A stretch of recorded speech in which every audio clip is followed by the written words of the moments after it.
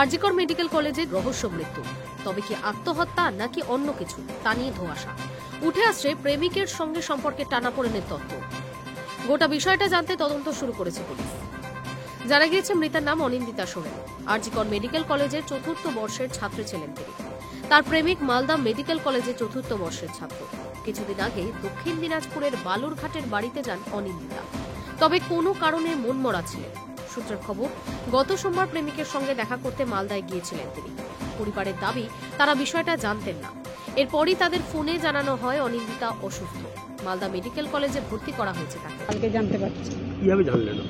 আমাকে সকালে আসতে বললো, আসলাম, তখন দেখি আমার মেয়ের মুখ থেকে গেজালো বাড়াচ্ছে, চোখগুলো বড় বড় করে দিয়েছে। আর তখন আমি বুঝতে পারলাম ওর বিনা চিকিৎসায় আমার মেয়ের মৃত্যু।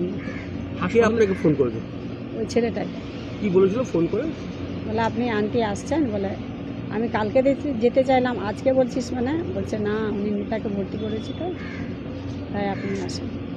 কেন ভর্তি করেছে, কি জন্য? আমি কেন বলছে, আমার মনে হচ্ছে আন্টি আরও ট্যাবলেট খেয়ে নিয়েছে। এর আগে কি এখন ট্যাবলেট খেত?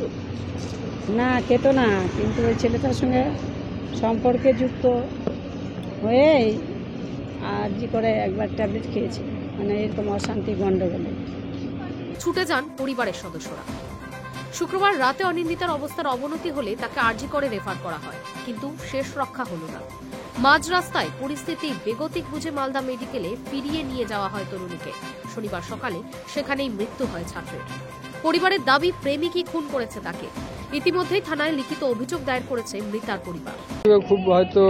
খুব একটা কিছু আছে বলে এতটা লেভেলে ডিসিশন নিয়ে, আমরা শুধু এটাই চাইছি যে ভিতরে অ্যাকচুয়াল গল্পটা কি আছে ওটাই জানার চেষ্টা করছি। আমাদের এটাই দাবি, আর কিছু না। Hi News network.